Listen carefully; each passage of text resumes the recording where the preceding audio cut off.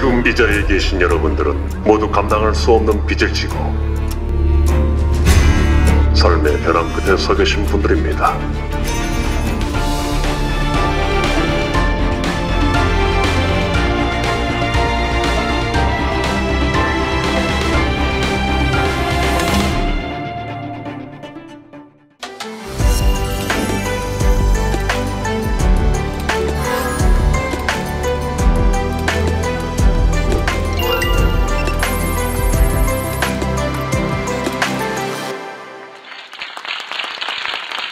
네, 정말 많은 분들이 기다린 순서일 것 같습니다. 오징어 게임의 황동혁 감독님 나와 계십니다. 인사 나눠보겠습니다. 감독님 안녕하세요. 예, 안녕하세요. 저는 오징어 게임을 쓰고 연출한 감독 황동혁입니다. 반갑습니다.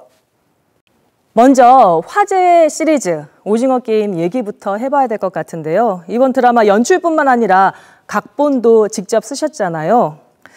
창작자로서 오징어 게임에 어떤 문제의식을 담고 싶으셨을까요? 예, 오징어 게임은 가장 먼저는요, 좀 재미있는 사람들이 정말 끊지 않고 몰아서 볼 수 있는 그런 시리즈를 한번 만들고 싶었어요. 그리고 이 시리즈를 재밌게 8시간을 본 이후에 뭔가 좀 그냥 재밌었네 하고 그냥 끝나버리는 게 아니라 끝나고 뭔가 좀 남는 것이 있었으면 좋겠다는 생각을 했습니다. 대단한 것들은 아니고요. 성기훈이 이제 주인공이 마지막 회, 마지막 순간에 가족을 만나러 가는 비행기에 오르지 않고 돌아서잖아요. 그러면서 질문을 던지죠. 이런 말을 합니다. 전화기에 대고. 나는 말이 아니야. 그래서 궁금해. 당신들이 왜 이런 짓을 하는지. 라는 질문을 던집니다. 그 질문을 우리 모두에게 한번 좀 던져보고 싶다는 생각을 했었어요. 다른 게 아니라 지금 한국뿐만 아니라 지금 자본주의 사회에 살고 있는 현대 21세기 팬데믹 시대에 살고 있는 지구에 사는 거의 모든 사람들이 굉장한 고통과 힘든 생활들을 견디며 살아가고 있잖아요. 그것은 팬데믹의 문제이기도 하지만 기본적으로 자본주의가 지난 19세기, 20세기를 거치면서 21세기에 들어 어느 정도 뭔가 한계를 드러내고 있는 것이 아닌가라는 생각을 해봤습니다.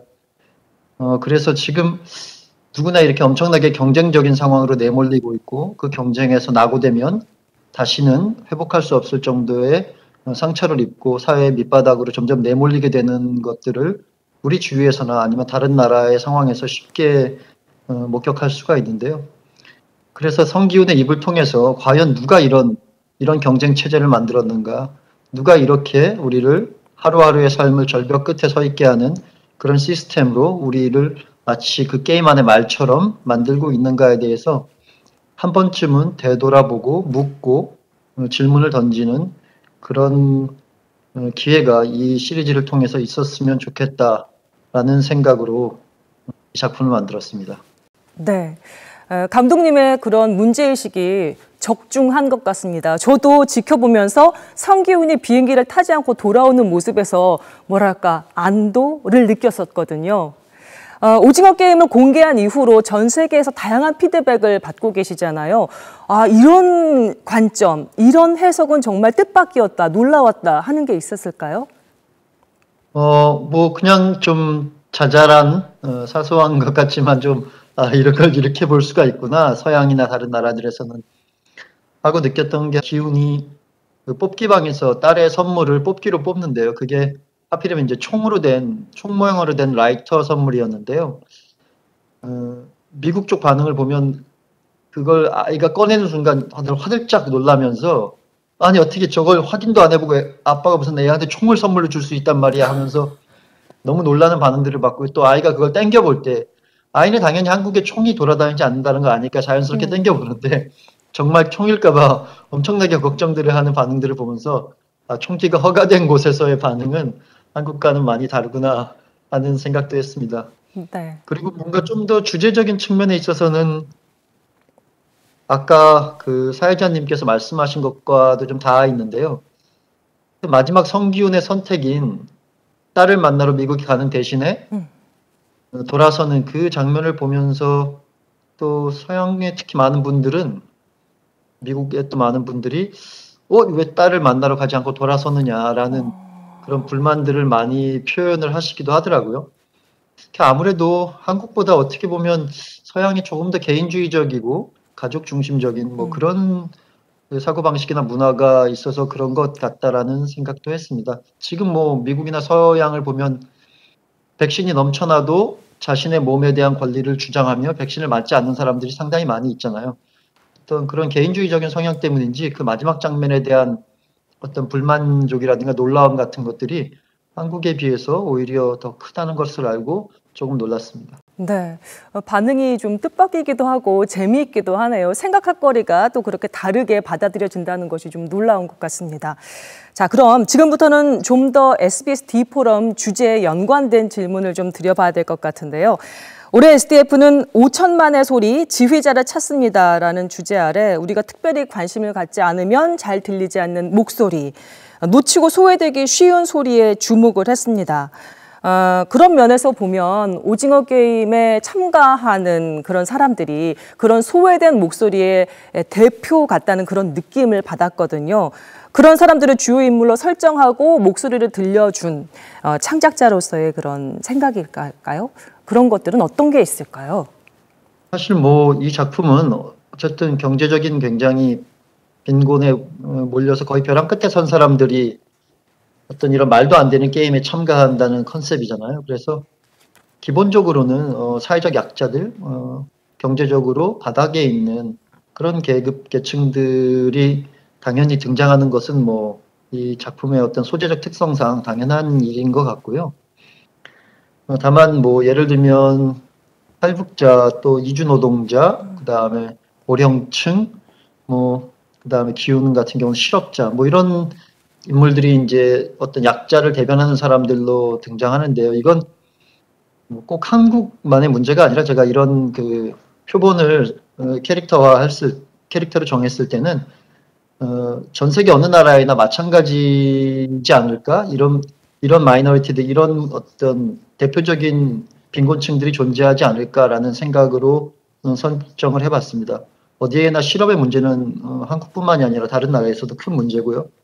그다음에 고령화 사회로 접어들면서 고령층의 빈곤 문제도 역시 마찬가지로 큰 사회 문제로 대두되고 있고, 선진국일수록 또 이주 노동자의 문제가 언제나 또 큰 집단을 이루고 있고요.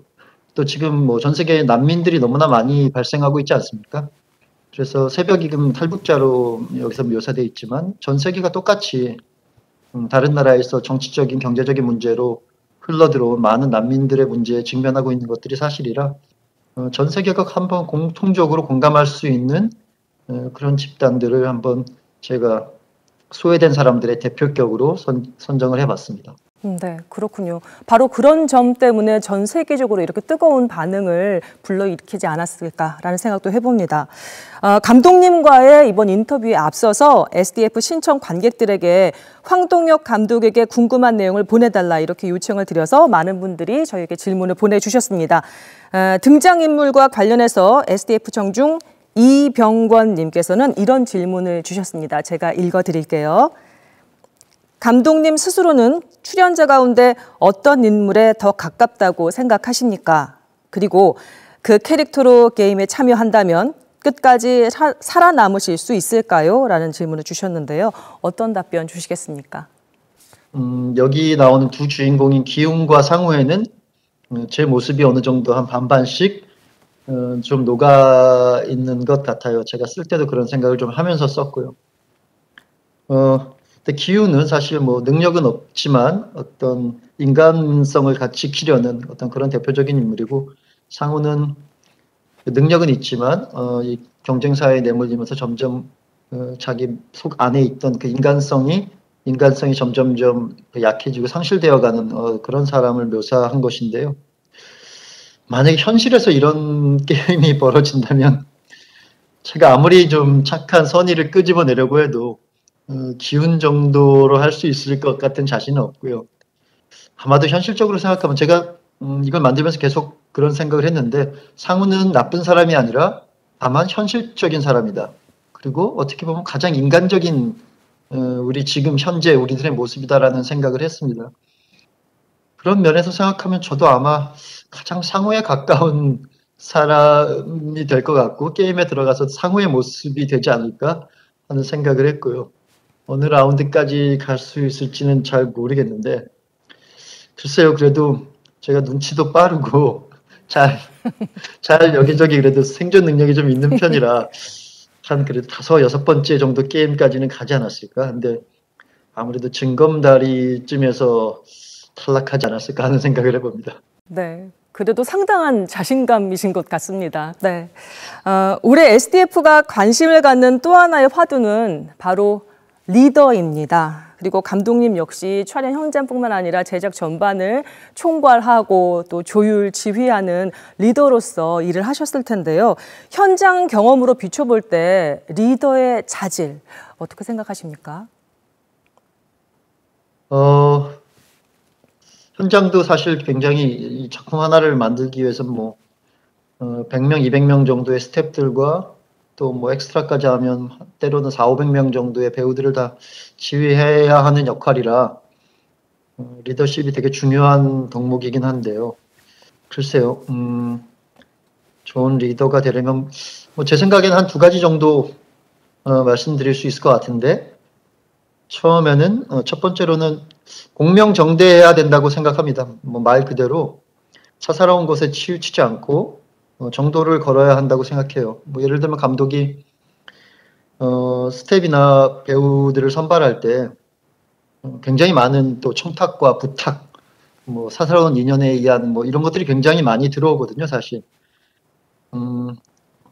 전에 신세진 사람이 누군가를 써달라고 한다거나 이런 일들이 너무 많은데 오직 한 가지만 사실 저는 생각하고 이 작품을 만듭니다. 가장 좋은 작품에 어울리는 사람을 뽑는다. 그래서 항상 좋은 배우, 또 가능성 있는 배우들을 발굴하고 또 가장 실력 있는 스태프들과 일하려고 노력을 하고요. 모든 사사로운 정의나 어떤 이해관계에 치우쳐서 사람을 뽑는 일을 하지 않으려고 합니다. 그런 공명정대함 같은 것들이 감독이 보여주어야 밑에 스태프들이나 다른 사람들도 그 뜻을 이해하고 좀 같이 닮아가는 경향이 있는 것 같아요. 그래서 공명정대함이 굉장히 중요한 덕목이라고 생각을 하고요. 제 경우에는. 그리고 또 한 가지는 어떻게 보면 비슷한 연장선상에서 나올 수 있는 얘기인데 사람을 보는 눈과 쓰는 능력이 굉장히 중요하다고 생각합니다.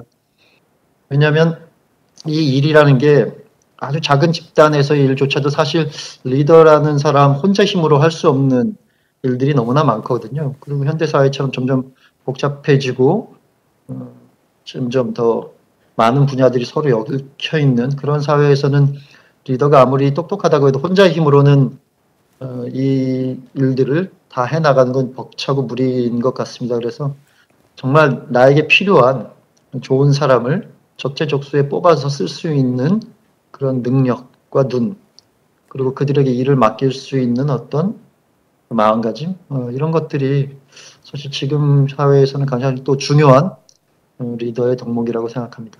네. 오징어 게임이라는 커다란 프로젝트를 잘 이끌어서 성공시킨 분의 이야기라서 더 집중해서 들을 수 있었는데요. 일상뿐만이 아니라 자연스럽게 정치 상황도 또 떠올리게 만드는 그런 얘기가 아니었나 싶습니다. 다음은 SDF 청중 박정래 님의 질문입니다. 제가 읽어드리겠습니다. 이번 드라마에 나온 놀이들은 제가 어렸을 때 시간 가는 줄 모르고 또래들과 즐겼던 게임인데요. 전 세계가 추억의 게임을 생존 게임으로 기억하게 된 것은 가슴 아픕니다. 라는 의견을 주셨습니다. 천진하게 즐겼던 놀이가 잔인하게 변형됐다는 것에서 많은 분들이 충격을 좀 느끼셨을 것 같고 폭력성에 대한 그런 걱정도 자연스럽게 따라오는 것 같습니다. 관련한 생각을 여쭙고 싶습니다. 특히 사실 이런 폭력성이 문제가 되는 것은 이 작품이 미성년자 관람 불가 등급임에도 불구하고 자꾸 이제 미성년자들이 10대들이 이 작품을 이제 어떤 경로든 자꾸 보고 그거에 의해서 영향을 받는 것들이 이제 좀 문제인 것 같은데요. 이 작품은 10대 어린 학생들을 위해서 만들어진 작품은 아니고요. 그들이 보라고 만들어진 작품도 아닙니다. 이건 충분히 이 안에 나오는 폭력들이라는 게 사실은 리얼해 보이지만 굉장히 상징적이고 은유적인 폭력들이거든요. 지금 이 사회, 이걸 어떻게 보면 커다란 하나의 우화라고 생각하시면 그 우화 안에서 벌어지는 상징적인 지금 사회를 빗댄 이 경쟁의 어떤 끝에 막다른 길에 다다를 수밖에 없는 사람들의 처지를 상징하는 그런 폭력으로 제가 이제 총이라는 것을 사용해서 그 죽음이라는 것으로 이 사회의 경쟁의 낙오라는 것을 은유한 건데요. 그런 식으로 생각하고 보시면 조금 이 작품을 폭력적인 것이 아니라 리얼한 폭력들이 넘쳐나는 것이 아니라 되게 은유적이고 상징적인 작품으로 좀 보시고 그 폭력도 좀 그런 식으로 생각을 해 주셨으면 좋겠어요. 그리고 그 아이들은 정말 보지 못하게 최대한 좀 잘 지도를 해 주셨으면 좋겠고 서양의 경우에 제가 서양의 친구들이나 한테 받은 편지들이 좀 있는데요. 이 작품을 뭐 10살, 12살 자기 아들이나 애들이 보고 와서 얘기를 하더라는 이메일을 받았어요. 근데 처음에는 굉장히 놀랐는데 어디서 보고 몰래 또 보고 혹시라도 애가 안 좋은 영향을 받지 않았을까. 근데 아이가 자꾸 이제 질문을 하더라는 거예요. 저 사람들은 왜 저기 들어가서 저렇게 하는 거야? 저 사람들은 왜 죽어야 돼? 뭐 이런 질문들을 그 어린 아이가 하더랍니다. 그래서 그 아버지가, 제 친구인 아버지가 아들을 데려다 주면서 학교에 한 일주일간 데려다 주는 내내 차에서 이 작품은 어떤 의미이고, 지금 우리 살고 있는 사회는 어떤 사회이고, 빚이라는 것은 무슨 의미이고, 이런 것들에 대한 이 작품에 대해서 떠올랐던 많은 질문들과 이야기들을 아이와 함께 하는 등굣길에서 나누었다라는 얘기를 들었어요. 그래서 참 좋은 어떻게 보면 수업이 되었다고 이제 고맙다는 이메일을 쓴 친구가 있었습니다. 그래서 보는 것을 권장하지는 않고요. 하지만 이미 어떤 경로로든 아이가 봤다면 부모님이 대화를 통해서 이 작품에서 자극적인 폭력이 아니라 그것이 갖고 있는 어떤 메시지나 함께 아이와 나누면 좋을 것 같은 이야기들을 좀 나누시면서 그것들을 순화시키고 풀어주시면 좋을 것 같다는 생각을 합니다. 그리고 제가 그런 것들이 좀 걱정이 되어서 그 방지의 어떤 일환으로 사실 넷플릭스에 제안을 해서 그 무궁화 꽃이 피었습니다가 원래 끝에 그렇게 끝나는 것이 아니잖아요. 걸리면 죽고. 원래는 걸린 아이가 술래의 손가락을 잡고 있으면 살아남은 아이가 끝까지 와서 그걸 쳐서 끊어주면 같이 도망가면서 끝이 나는 그런 놀이가 무궁화 꽃이 피었습니다인데요. 그걸 서양 친구들이 많이 따라하던데 그걸 좀 제대로 알았으면 좋겠다는 마음에서 넷플릭스랑 이야기해서 그걸 제대로 하는 모습을 담은 놀이 영상을 제작을 해서 얼마 전에 인터넷에 그 웹사이트에 공개를 한 걸로 알고 있습니다. 그래서 그런 것들도 좀 하려는 노력을 개인적으로나 넷플릭스와 함께 하고 있습니다. 네. 폭력성에 대한 걱정 창작자로서 10분 이해가 가는데요. 조금 전에 말씀하신 그 아이와 아버지의 대화가 정말 많은 것들을 이야기해 주는 것 같습니다. 사전에 관객 여러분께서 보내주셨던 질문 중에는 이 작품의 미술 그리고 상징에 대한 질문들도 많았습니다. 특히 동그라미, 세모, 네모, 이 관리자들 가면에 그려져 있는 그 문양에 대해서 궁금해하시는 분들도 많았고요. 그리고 특히 박은경 님께서는 게임 참가자들에게 입힌 옷을 녹색 컬러 디자인으로 한 특별한 이유가 있느냐 이렇게 또 질문을 하셨습니다. 지금 입고 계신 옷도 아마도 그 동그라미, 세모, 네모 문양이 그려져 있는 그런 옷이라고 알고 있는데요. 네, 예, 감독님 다우십니다.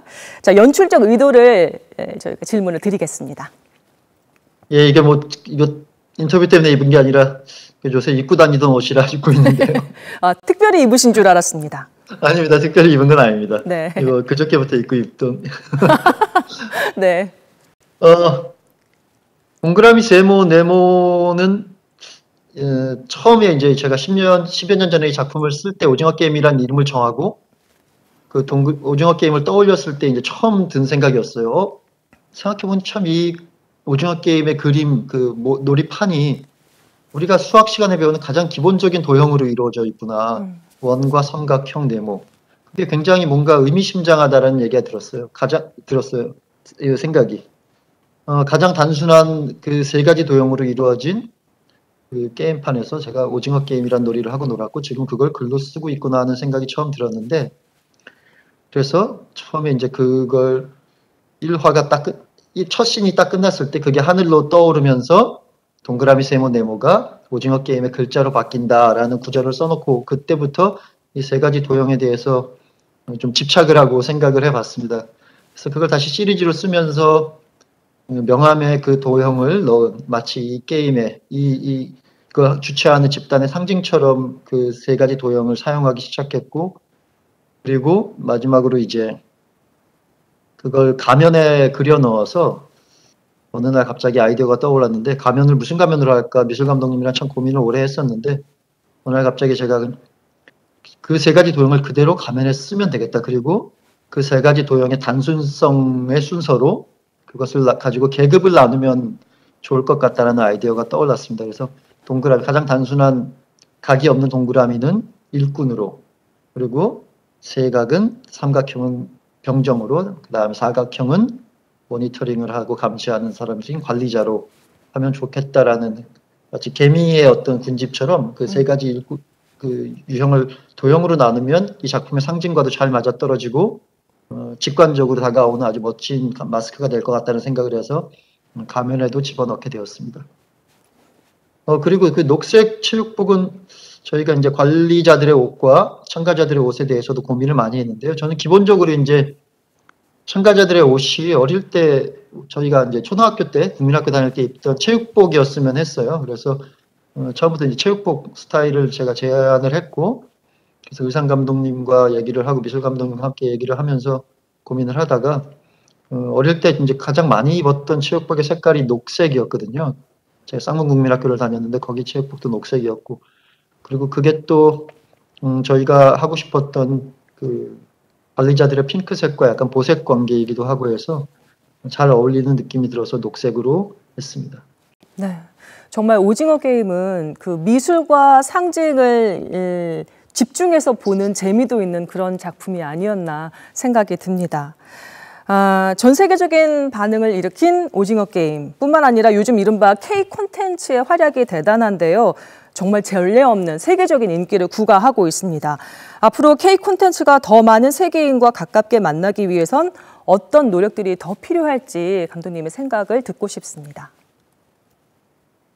뭐 일단 가장 기본적으로 얘기하면 글쎄요, 그냥 다들 노력을 해야겠죠. 뭐 갑자기 근데 뭐 그렇다고 몇 작품이 잘 됐다고 갑자기 모든 게 다 세계적으로 잘 되고 세계화가 될 수는 없는 것일 테니까요. 그냥 지금까지 해오던 대로 많은 창작자분들이 해오시던 대로 지금 있는 곳에서 자기가 가장 잘할 수 있는 것들을 열심히 만들어가는 게 가장 기본일 것 같고요. 정부나 좀 뭐 사회에 좀 바라고 싶은 것들이라면 좀 더 교육 쪽에 신경을 더 많이 써주셨으면 좋겠다라는 생각을 했습니다. 뭐 학과들도 그렇고요, 대학교의 학과들도 그렇고, 아니면 뭐 고등학교에서 이미 전문화 고등학교에서의 교육도 그렇고 좀 더 영상에 가깝게 접근할 수 있고 양질의 교육을 받을 수 있는 그런 교육기관들이나 과들이 많이 생겼으면 좋겠고요. 그리고 좀 나라에서 그런 쪽으로 지원을 좀 많이 해주셨으면 좋겠다라는 생각을 했습니다. 한때 우리가 영상원이라고 이제 나라에서 만든 그 학교가 나오고 나서 제가 뭐 거기 출신은 아닙니다만 거기서 굉장히 많은 장비와 이런 것들을 정부 차원에서 지원을 해주면서 좋은 인력이 많이 갔고 거기에서 좋은 인력들이 많이 영화계로 양산이 됐거든요. 뭐 그런 것처럼 정부에서도 좀만 그런 쪽으로 조금 더 지원을 해주시고 관심을 가져주시면 좀 더 많은 꿈나무들이 앞으로 미래의 한국 영상 콘텐츠 산업을 책임져 나갈 것 같습니다. 네, 교육과 지원의 중요성에 대해서 짚어주셨는데요. 무엇보다 어떤 이야기가 담기느냐, 그 창작물에 담기는 이야기가 중요할 거란 생각도 해봅니다. 오늘 황동혁 감독님과 함께하고 있는 이 시간 세션의 제목이 바로 시대의 자화상, 우리가 이야기해야 할 것들이거든요. 감독님의 전작들, 도간이나 남한산성을 보면 시대를 묵직하게 바라보는 그런 시선을 느낄 수 있는데요. 이번 오징어 게임 같은 경우는 각본까지 쓰셨으니까 훨씬 더 무거운 그런 문제의식, 주제의식을 담으셨을 거라고 짐작할 수 있습니다. 감독님께서는 우리 사회가 지금 함께 이야기해야 할 것들, 어떤 것들이 있다고 생각하시는지요? 너무 많죠. 뭐 지금 문제가 너무 많아서 문제 아닙니까? 뭐 우리 사회뿐만이 아니고 전 지구적으로 다 마찬가지인 것 같은데요. 뭐 불평등의 문제야 이미 뭐 굉장히 심화되어 온 것이고요. 뭐 백신을 지금 서양은 남는데 안 맞겠다고 해서 못 맞는데 아프리카 같은 경우는 뭐 14억 인구가 맞은 사람이 결국 7%밖에 안 된다고 하잖아요. 그런 전 세계적인 차원의 불평등이 또 있고요. 그리고 뭐 공정의 문제 항상 얘기되는 것들이 있고, 그리고 전 지구가 지금 피해갈 수 없는 기후 문제도 있고, 좀 작게는 세대 갈등, 성 갈등, 계층 갈등 뭐 이런 것들이 계속 나타나고 있고, 고령화 사회의 문제도 있고요. 너무 사실 이야기할 거리가 너무 많은 것이 문제인 것 같은데요. 저는 아마 다음 작품을 하게 되면 고령화의 문제와 이 세대 갈등 같은 문제들을 아마 좀 관심을 가지고 한번 얘기해 보고 싶다는 생각을 하고 있습니다. 네. 그래서 감독님의 차기작이 더 주목이 되는 것 같습니다. 이제 인터뷰 마무리해야 할 시간인데요. 마지막으로 감독님께서 덧붙이고 싶은 의견이 있으시다면 어떤 게 있을까요? 글쎄요, 뭐 의견이 뭘 덧붙여야 될지는 잘 모르겠는데요. 어쨌든 좋은 기회에 이런 자리에 불러주셔서 너무 감사드리고요. 제가 사실 뭐 작품을 만들어서 그걸로 얘기를 하는 사람이지 직접 뭔가 감독이 나와서 자꾸 의견을 내는 거는 사실 그런 말을 잘 하지도 못하고 그렇게 썩 좋지 않다라고 이제 생각을 해서 굉장히 나오기 전에 걱정을 많이 했습니다. 제가 뭐 한 말들이 다 꼭 쓸모가 있었는지는 잘 모르겠지만 열심히 그래도 이왕 나온 이상 뭔가 보탬이 되는 얘기를 해보려고 노력은 했습니다. 더 좋은 작품으로 이런 이야기보다는 앞으로 더 차기작으로 더 좋은 작품으로 이야기를 할 수 있는 그런 사람이 되겠습니다. 앞으로 나올 작품 많이 기다려 주시기 바랍니다. 감사합니다. 감독님께서 만드신 이 오징어 게임 덕분에 많은 사람들이 더 풍성하게 이야기하게 됐고요. SBS D포럼 주제처럼 이 많은 이야기들이 리더에게 가서 닿기를 또 기대해 보겠습니다. 감독님 오늘 말씀 정말 잘 들었습니다. 감사합니다.